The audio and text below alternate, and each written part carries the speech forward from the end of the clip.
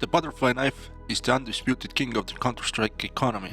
It is the knife that gave us fidget culture, broke the Animgraph 2 animation engine, and currently dictates the pricing of the entire high-tier market. What if I told you that one of the most iconic weapons in CS history is actually an uncredited copyright-evading ripoff? What if the legendary knife troll bug that tortured millions of players in 2014 wasn't the game rigging your drops, but the UI completely hallucinating? What if the massive October 2025 market crash secretly turned the P90 Asimo into the most important crafting fuel in the game? Today we are dissecting the butterfly knife. We are breaking down the 33% in-spec animation myth, the brutal UI desyncs of the past, and why Valve's recent trade-up update fundamentally destroyed this weapon's legendary scarcity. Let's get into it. Most players treat the butterfly knife as an original Valve masterclass in digital design, but in reality it's a blatant one-to-one digital replication of the real-world Gargoyle Balisson designed by custom knife maker Jerry Gwynn. Take a close look. The aggressively curved skeletonized handles, the specific asymmetrical hole spacing, the scalloped hang pin guard, the scimitar blade profile, it's an identical clone. Because Valve essentially copy-pasted Gwynn's physical prototype into the game, they never officially credited the design, burying it in the VPK folders simply as weapon, knife, butterfly. And Valve's legal caution doesn't stop at copyrights. The weapon's in-game flavor text explicitly states, as a result, butterfly knives are outlawed in many countries. But the real-world legal landscape is actually shifting. Just recently, the 9th Circuit Court of Appeals issued a massive ruling in the Tether vs. Lopez, declaring Hawaii's ban on butterfly knives is unconstitutional because of their historical integration into the Filipino martial art of Eskrima. I like skins that look like real 1-1 copies with real-world weapons, so please never ever put Valorant skins in CS.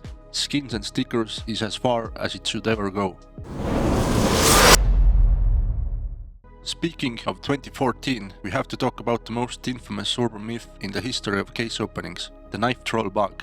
In the early days of CSGO, a bug terrified the community. You would open a case, watch the scrolling roulette wheel stop perfectly on the gold butterfly knife icon, and your heart would stop. But then the interface would spit out the cheap blue skin, while still highlighting the butterfly knife text at the bottom. Well played, Valve. The community was furious. Everyone assumed the game was rigged to maliciously tease them, but the truth is actually way weirder. There was no near miss. You never actually landed on a knife because of a severe server-client desync bug. The case opening animation would completely break. Instead of showing the blue skin you actually rolled, the game UI would hallucinate. It would panic and pull high-tier asset from your local memory cache, an item you had recently received in a trade, and display it on a spinner. A Valve developer had to step into the forums and explicitly confirmed that the UI was just glitching out of trade history. The game wasn't trolling you, it was just breaking under the weight of its own code. But the real reason the butterfly knife became the most expensive blade in the game isn't because of its origin, it's because of its animations. This knife ported Counter-Strike's fidget culture.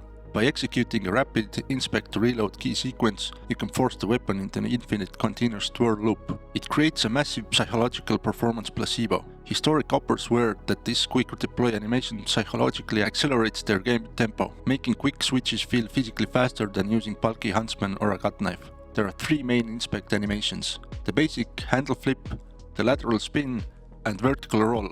And for years, there has been a massive war in the community over how often they actually trigger. If you look at the raw view middle state machine in the game's code, it executes a simple random integer roll. On paper, that is mathematically perfect 1/3 equal split for all three animations. Data miners point to this as absolute proof that the game is completely fair. And then there's the other side of the story.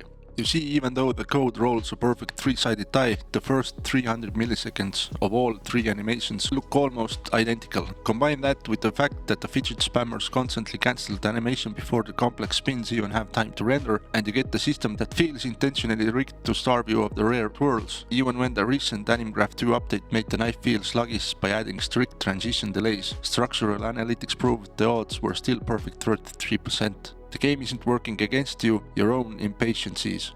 And to be honest, who really cares? Whether it's a mathematically perfect 1/3 split, or the game engine is secretly working against you, it doesn't change the legacy of the weapon. Just play with the skins you have in your loadout. Spam your F and R keys, and you can decide for yourself which animation you get more frequently. I cycled through animations with butterfly knife countless times, and to be honest I couldn't tell if anything is more frequent or is it exact 1/3 chance. And to be fair, it's not that important to find out. If you find post-AnimGraph 2 update thread somewhere where Valve developers let us know the exact formula, let me know. This brings us to modern day, and the absolute chaos of October 2025 retakes update. When Valve completely overthrew the historical meta by allowing players to trade 5 covered grade skins for a knife, it caused a massive nearly 2 billion market cap contraction for high tier skins. But the butterfly knife was hit in a uniquely devastating way because of a massive exploit in how case pools work. In standard CS2 trade-up math, if you mix skins from different collections, your output odds are diluted. But the Operation Breakout weapon case is entirely unique. It only contains one gold tier item, the butterfly knife. The moment the update dropped, spreadsheet engineers realized the ultimate pipeline. If you buy 5 covered skins from the Breakout case, specifically the P90 Asimov or the M4A1S Cyrex, you mathematically guarantee a classic butterfly knife output. Almost overnight, the artificial scarcity of the knife vanished. Prices plummeted, high tier finishes like the butterfly blade, which routinely sold for 3 to over 7,000, saw their exclusive prestige shattered as players relentlessly spammed the new contracts.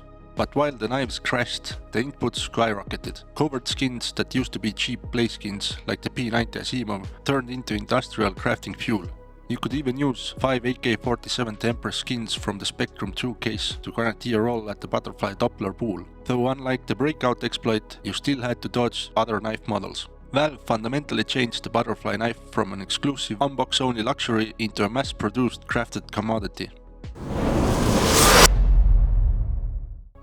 Today the butterfly knife isn't just an unbox-only luxury, it is the ultimate target of high-stakes industrial crafting. Pros like Electronic and Famous are pairing Phase 2 Dopplers and Phase 3 Gamma Dopplers with multi-$1,000 glove combos to cement their signature identities. The butterfly knife started as a legally questionable rip-off of a real-world tool. It survived the UI design bugs of 2014, it conditioned an entire generation of gamers to spam their F and R keys, and today it is the centerpiece of the most destructive trade-up update in Counter-Strike history. What do you think? Is the butterfly knife still the undisputed king of CS2 now that you can craft it, or do you prefer the classic weight of a Karambit or an M9 bayonet? Let me know down in the comments. As my own preferences go, butterfly knife is not my favorite knife finish in the game. Anyway, thanks for listening, see you in the next one. Bye.